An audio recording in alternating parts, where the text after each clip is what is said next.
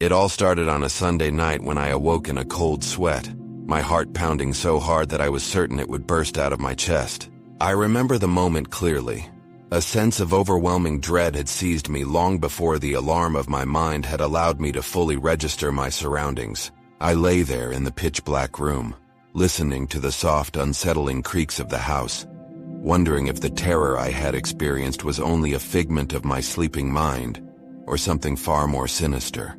I had always believed that dreams were nothing but mere reflections of our fears and hopes, but that night, I began to question everything I had ever known about the thin line between sleep and wakefulness. I had been struggling with a series of disturbing dreams for weeks now, dreams that seemed to slip slowly into my waking life, casting long shadows over my everyday thoughts. However, nothing had prepared me for the vivid experience of that Sunday night. In my dream, I found myself wandering through a long, dark corridor with no clear beginning or end. The walls were damp and the air was heavy with an odor I could not quite place, a mix of decay and burnt incense. I walked slowly, each step echoing like a drumbeat in the silence, as if the corridor itself was alive and listening. Suddenly the corridor ended in a large iron door that was slightly ajar. I felt an irresistible pull to step through, though every instinct in my body screamed to run away. As I pushed the door open, a flood of images crashed into my mind. Visions of twisted figures, anguished cries, and a dark void that seemed to beckon me. I recall standing at the threshold paralyzed by fear as a presence emerged from the darkness. It was as if an unseen force was guiding me, dragging me deeper into a world that I had never imagined existed. I tried to call out for help, but my voice was swallowed by the oppressive silence that filled the space. In that moment I realized I was not alone. Something was with me in that endless abyss, and it was watching me with an intensity that made my skin crawl. I cannot say when the terror began or when it ended, but I do remember the feeling of being trapped in a nightmare that was too real to be a mere illusion. I awoke with the sensation that I was still in the midst of that dark place, that the shadows from my dream had seeped into the reality of my room. I lay there for what felt like hours, unable to convince myself that I was awake. As I listened to the faint, almost imperceptible sounds that seemed to come from within the walls, it was as if the boundary between my dream and the real world had blurred, leaving me to wonder if I had truly returned from somewhere I was not meant to go. In the days that followed, I found myself haunted by the memory of that dream. I began to notice small, inexplicable details around me that made me believe the nightmare was not just a trick of my mind. At first, it was the feeling of being watched whenever I was alone. I would catch fleeting glimpses of movement in the corner of my eye, a shadow that did not belong, a flicker of something dark and formless behind me. I tried to dismiss these occurrences as products of an overactive imagination, but the more I tried to rationalize them, the more real they became. I could not shake the feeling that something was following me, waiting for the right moment to reappear. One night I sat alone in my living room with the lights dimmed, trying to relax and remind myself that there was nothing to fear. But as the clock ticked on, I began to notice an eerie silence that was almost too heavy to bear. It was then that I heard it, a soft, barely audible whisper that seemed to float from the darkness in the room. I strained my ears to catch the words, but all I could make out was a series of unintelligible sounds that grew louder with every passing second.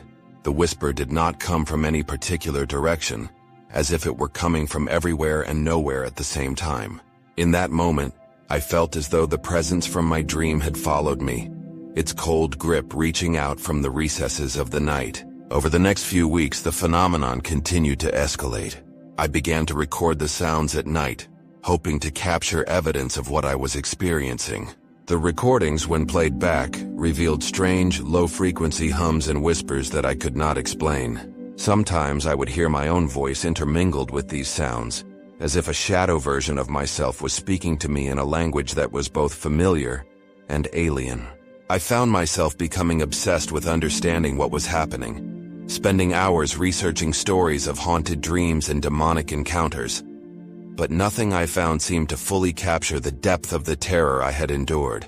I started to keep a journal, detailing every unusual occurrence, every sleepless night, and every unexplained sound.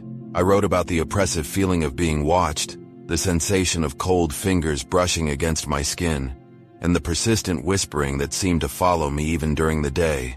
Each entry was a mix of raw emotion and a desperate need to document my experiences, as if writing them down would somehow make them less real or easier to bear. I recalled that Sunday night as the turning point, the moment when my dreams ceased to be confined to the realm of sleep and began to infiltrate my daily life. One evening I decided to confront the fear head-on.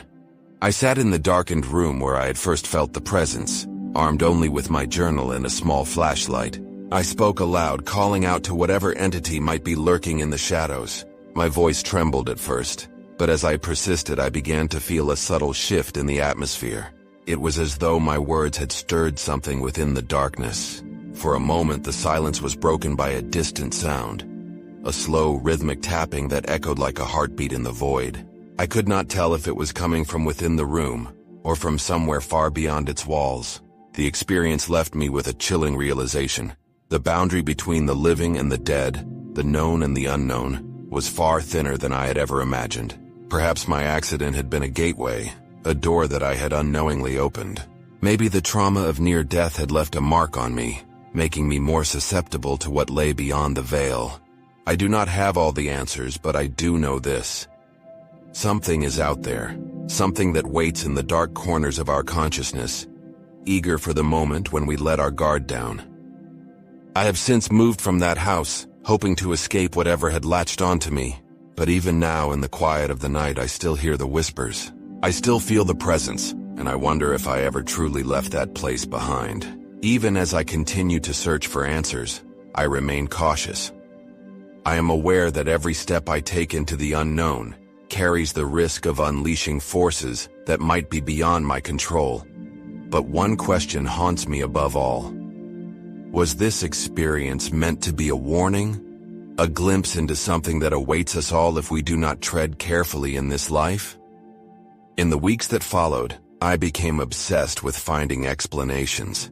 I visited churches, spoke to priests, and even reached out to others who had reported similar experiences. Some dismissed my story as a trick of the mind, a sleep disorder, or stress-induced hallucination. But deep down, I knew the truth was far more terrifying. The things I saw, the presence I felt, those were not mere illusions. One night as I sat alone with my thoughts, I had the sudden urge to pray. It was something I had neglected for years, something I once believed was unnecessary. But in that moment, I felt an overwhelming need to call out to God, to seek protection from whatever had latched onto my life. As I whispered words of prayer, a strange calmness washed over me, as if a heavy weight had finally been lifted from my chest. Since then I have not had another encounter, but the fear still lingers. I do not know if I truly escaped, or if I merely delayed something inevitable.